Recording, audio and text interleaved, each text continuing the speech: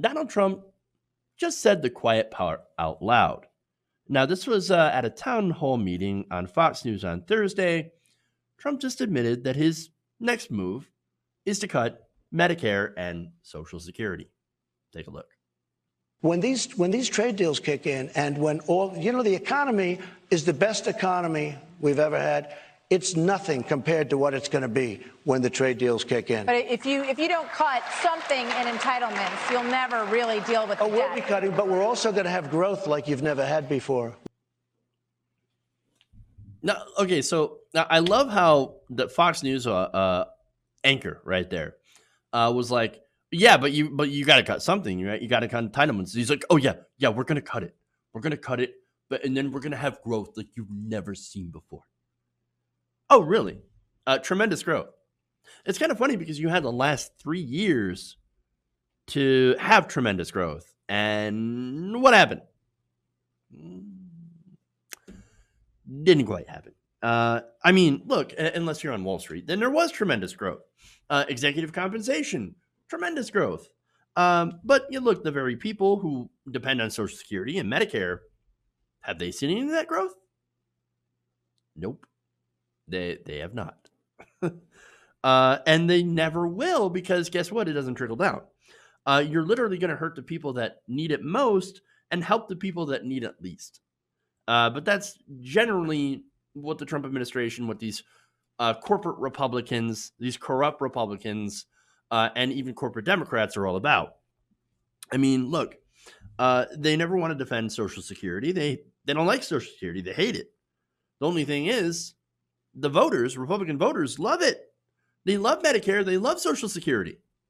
They say, get your government hands off my Medicare, which is, again, ironic. But look, here's the thing.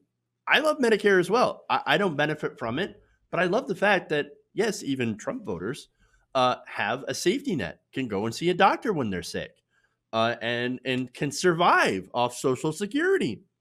So, I mean, at least like I'm not hypocritical about that one. It is a good program and we need it. But the thing is, these corporate Republicans, well, look, as I said before, they hate this program. And they say, well, look, I can't wait to cut this. But our voters, they like this too much. So we need to find a way to, reduce the support, right? So they come out with outrageous lies like waste, fraud, and abuse. Oh, there's so much fraud in that program. So many people getting benefits that they shouldn't. Look, are there some instances where that happens? Of course there are, right? It's very, very, very, very small percentage. Usually it's somebody living off somebody else's Social Security checks after they die, right? And when it does happen, it gets rightly plastered all over the news. Okay, but here's where it gets really insidious, right? So now these Republicans, they want to cut Social Security, but they also want to rail on saving Social Security during election time. So they get these corporate Democrats over on the other side to say, hey, corporate Democrats, let's cut Social Security together. Okay. For example, Vice President Joe Biden, during one of his speeches in Congress, touted a balanced budget amendment, right? That's something the Republicans have really been pushing for, right? Now, he said, well, yes, it would have to lead to cuts in Medicare and Social Security. We need to have those cuts, Joe Biden argued. They need to happen. Okay. Now, that's not the only time. Of course, during the time when he was Obama's vice president, right? Now, the Obama administration was working out a deal with Mitch McConnell. It was a budget deal. And what they did to try to appeal to Republicans is to put chain CPI on the table. Chain CPI is another way of formulating how to fund Social Security increases, right? Now, the way that it was structured would have led to eventual benefit cuts in Social Security. Now, we didn't have that, thankfully, because Mitch McConnell rejected it. Not because he liked Social Security, but because it didn't cut deep enough. And so they got greedy and they screwed up their chance to cut Social Security. And by the way, they would have gotten it if they weren't so greedy under a Democratic president. I mean, so come on, man. They don't care about the elderly, the disabled, or the poor. No, they care about their donors. They can't wait to eliminate and privatize Social Security. And that's it, right? When you privatize Social Security, now you let all the Wall Street guys at it. Oh, and see, they love that.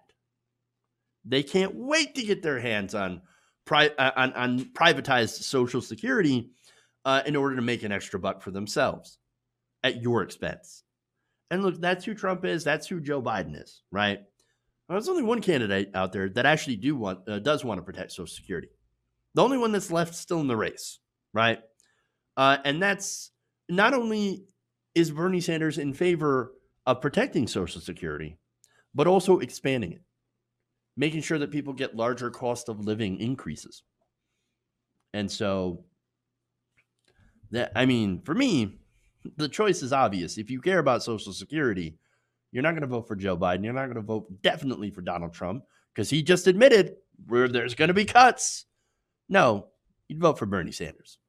Hey guys, hopefully you enjoyed that free video. Now I'm going to have to ask you a favor. Between the demonetization and the YouTube algorithm messing around with view counts, etc., we're having a hard time adjusting to the new YouTube reality, which is where you guys come in. See, we have a patreon.com/TYTNation set up to help us rely on you guys, the viewers, instead of big corporate ads. Look, you know the show. You know I'm not in favor of big corporations anyway. So help us transition away from relying on the ad model to pay the bills and sign up to be a patron, patreon.com/TYTNation. That goes a long way to help us keep the lights on. And you guys will know that you're supporting independent progressive media.